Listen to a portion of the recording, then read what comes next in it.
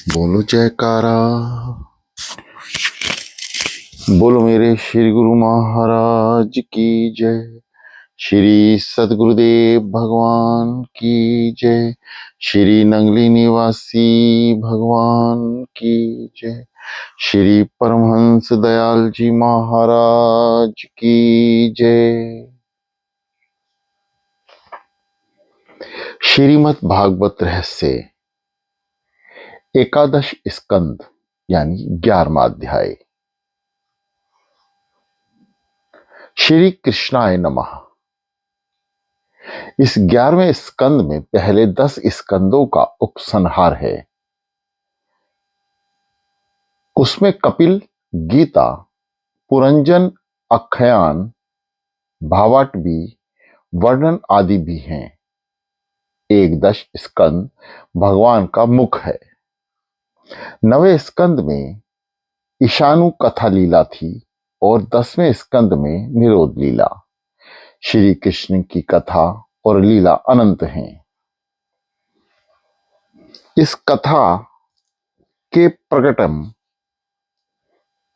के साथ ही गंगा स्नान की महिमा कम हो गई है। भागीरथी में स्नान करने जाने के लिए रुपए पैसों की जरूरत रहती है, वहां तक जाना पड़ता है, जबकि कृष्ण कथा में स्नान करने के लिए ना तो कहीं दूर जाना पड़ता है और ना रुपए की जरूरत होती है। गंगा स्नान से केवल शरीर की शुद्धि होती है, जबकि कृष्ण स्नान से तो मन की, हृदय की शुद्धि होती है। एकादश स्कंद में मुक्ति लीला है, क्योंकि साधक का मन भगवान से जा मिला है। जिसके मन का निरोध होता है उसे शीघ्र ही मुक्ति मिलती है। 10वें स्कंद में निरोध होने के कारण इस स्कंद में मुक्ति हुई। मुक्त तो मन को करना है, क्योंकि आत्मा तो मुक्त ही है। विषयों की चिंतन छोड़कर ईश्वर का चिंतन शुरू कर दें तो जीव मुक्त हो जाए।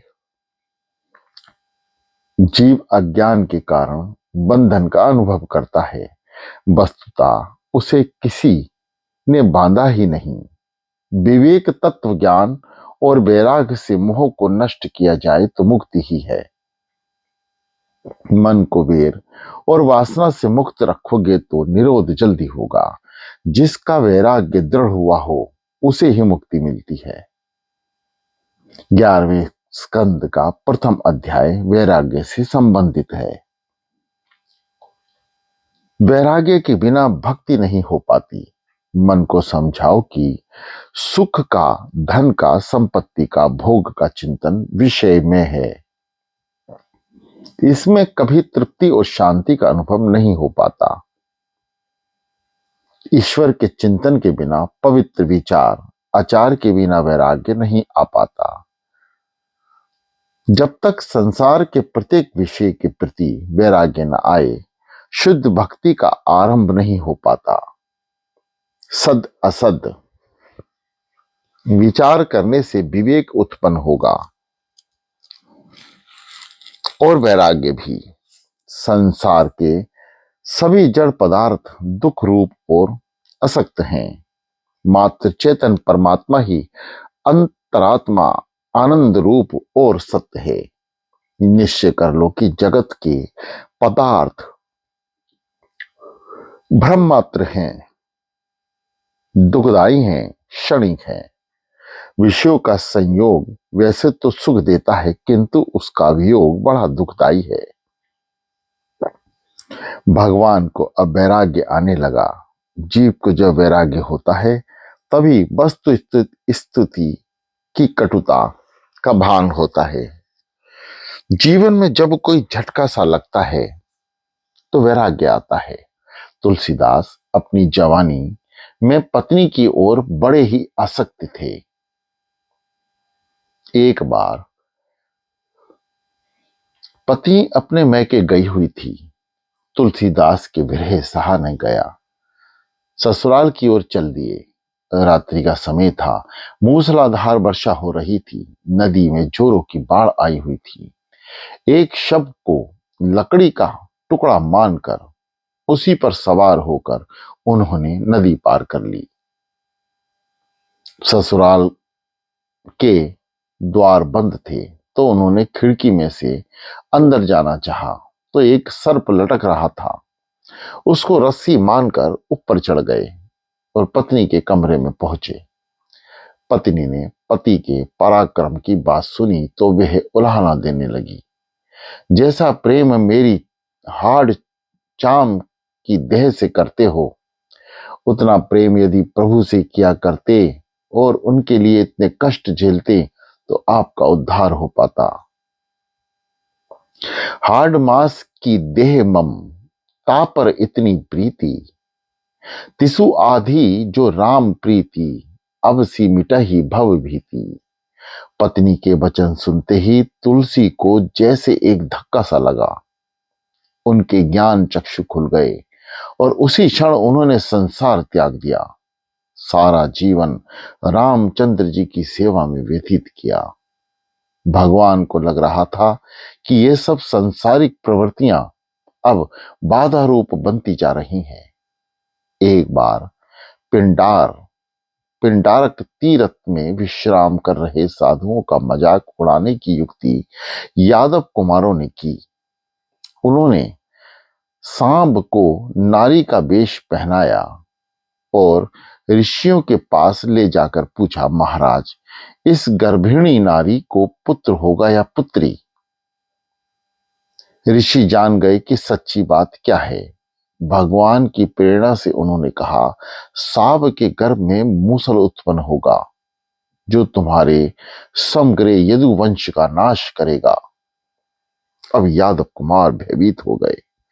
उन्होंने उस मूसल का रजकरण बनाकर समुद्र के किनारे फेंक दिया और जो एक टुकड़ा बचा था वह भी फेंक दिया।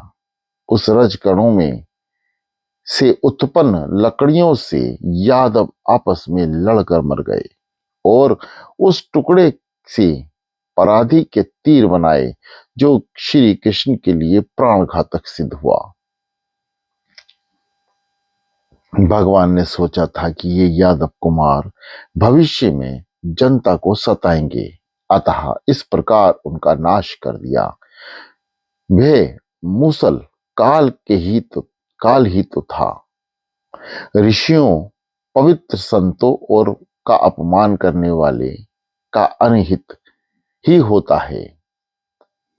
बुद्धि विकृत होते ही काल अधमकता है। जीव की उत्पत्ति और स्थिति में आनंद आता है, लय में नहीं। भगवान को में भी आनंद आता है, भगवान को लय में भी आनंद आता है, क्योंकि वे स्वयं आनंद रूप हैं। एक बार नारद जी वासुदेव के यहां पधारे तो उन्होंने नारद जी की विधिवत पूजा करके कहा, कृपया मुझे ये उपदेश दीजिए कि जिससे मैं इस जन्म मृत्यु रूप भयानक संसार का अनायास ही पार पा सकूं। नारद जी ने वासुदेव को नव योगेश्वर और निमि राजा का संवाद सुनाया। एक बार विदेह राजनी की राजसभा में नव योगेश्वर पधारे तो राजा ने उनसे पूछा, परम कल्याण का स्वरूप कैसा है, उसका साधन क्या है? क्या आप मुझे भागवत धर्म का उपदेश करेंगे? आधे क्षण का सत्संग भी मनुष्य के लिए परम निधि बन सकता है।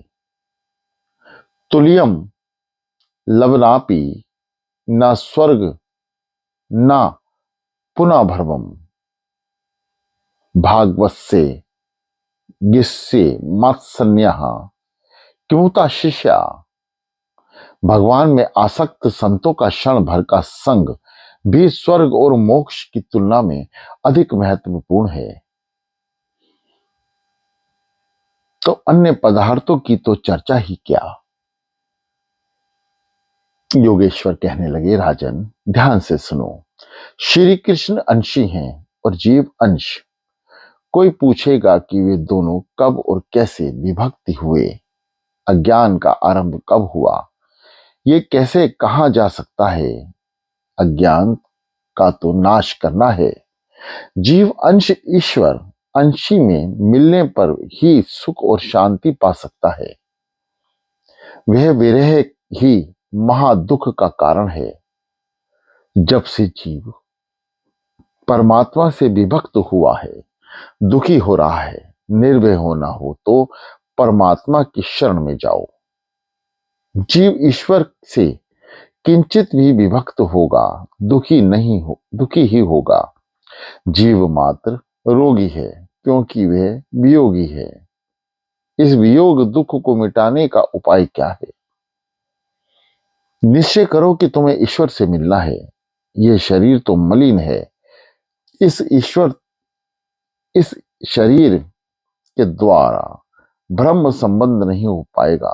शरीर तो दुर्गंध युक्त है, अतः देव इससे दूर भागते हैं। मन को ईश्वर से जोड़ लो। काल सभी के सिर पर मंडराता रहता है। यदि इससे बचना है तो श्री कृष्ण की शरण में जाओ। सभी कार्य प्रभु की आज्ञा मानकर प्रभु को प्रसन्न करने के लिए और प्रभु की ओर उन्मुख रहकर ही करो। सभी व्यवहार प्रभु से आंतरिक संधान रख कर करो। वैसा करने पर सभी क्रियाएं भक्ति बन जाएंगी। कर्कश वाणी का प्रयोग कभी ना करना। सभी में प्रभु का अंश है, ऐसा मानकर व्यवहार करने से यह व्यवहार भक्ति में बने जाएगा। जड़ चेतन एक है, सभी जड़ चेतन ईश्वर में है, ऐसा मानने से पापों से बचा जाएगा और मन को शांति भी मिलेगी। सभी संत भी जीवन निभाने के हेतु कोई ना कोई कामकाज तो करते ही हैं। सेनानाई ने सोचा कि वह लोगों के सिर से तो मेल यानी बाल उतारता है, किंतु अपने ही मन का मेल दूर नहीं करता। यह सोच में डूब गया। धीरे धीरे उसका जीवन ही पलट गया और वे संत बन गया। कारोबार करते समय प्रभु को हमेशा याद रखते रहो। सांसारिक व्यवहार और भक्ति को एक कर दो। ज्ञान प्राप्त करने के लिए सत्संग करना आवश्यक है, सो प्रतिदिन सत्संग भी करना चाहिए। सत्संग से मन की अशुद्धि दूर हो जाती है। जीव जन्म के समय तो शुद्ध होता है, किंतु संग का रंग उस पर चढ़ता जाता है। सो हमेशा श्रेष्ठ संतों के संग में रहो। संत वह है जो हर कहीं सौंदर्य देखता हो। संत वह है जो हर कहीं सौंदर्य देखता तो है, किंतु उसमें मन को रमने नहीं देता। संत हमेशा प्रभु का ही स्मरण चिंतन करता है। त्रिलोक्य का राज्य मिलने पर भी भगवान को ना भूले। वही व्यक्त सच्चा संत है। संत वह है जो प्रेम डोर से हृदय के साथ परमात्मा को बांधे रखता है। ऐसे संतों का ही संग करो। जब तक सांसारिक विषय प्रिय लगते हो, तब तक तुम वैष्णव नहीं बन सकते हो और मुक्ति के लिए पात्र भी नहीं। सुंदर विषयों का उपभोग करने की शक्ति और सुविधा होने पर भी मन उसमें ना जाने दे, वही सच्चा वैष्णव है। दो मार्ग, त्याग और समर्पण का जो त्याग कर सके वह समर्पण करे। सभी के साथ प्रेम करो। सब कुछ कृष्ण अर्पण करने का भाव करो, अथवा ना तो मैं किसी का हूं और ना कोई मेरा, ऐसा मानकर सर्वस्व का त्याग करके प्रभु से प्रेम करो। शरीर, वाणी, मन, इंद्रियां, बुद्धि तथा स्वभाव से किए जाने वाले सभी कर्मों को नारायण को समर्पित करना ही सीधा सरल भागवत धर्म है। कायान वाचा मनसेन्द्रिया वा वृद्धयात्मात्मा वा नुमृत स्वभाव भवता करोति यद यद सकलम परमेश्वे नारायण तेति सर्वव्यातन। इस प्रकार प्रतिक्षण प्रत्येक वृत्ति द्वारा भगवान के चरण कमलों का भजन करने वाला व्यक्ति प्रभु के प्रति प्रेम में भक्ति तथा संसार के प्रति वैराग्य और भागवत स्वरूप का अनुभव, ये सब एक साथ प्राप्त करता है। सर्वभूतेषु या पश्यन्ति भागवत मनम भूतानि भागवतश्यन् भागवतोत्यम। आत्मस्वरूप भगवान समस्त प्राणियों में आत्मरूप नियंत्रण रूप से स्थित है। जो व्यक्ति कहीं भी अधिकता या न्यूनता न देखकर सर्वस्व भागवत सत्ता को ही देखता है, समस्त प्राणी और पदार्थ आत्म स्वरूप भगवान के कारण स्थिर हैं, भागवत स्वरूप हैं, ऐसा अनुभव करता है, उसे भगवान का परम प्रेमी भक्त मानो। जो मन से एकमात्र भगवान में निवास करता है वह उत्तम भागवत भक्त है। तीसरे योगेश्वर अंतरिक्ष ने माया के लक्षण बताए तो योगेश्वर प्रबुद्धि ने माया को पार करने का उपाय बताएं।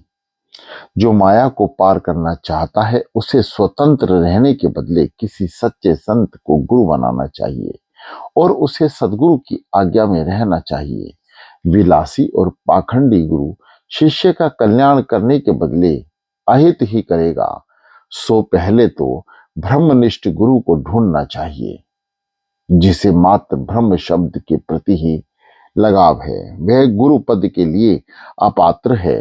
संत ऐसा ब्रह्मनिष्ठ होना चाहिए कि जिसकी स्मृति मात्र भी शिष्य को पाप कर्म की ओर बढ़ने से रोक दे।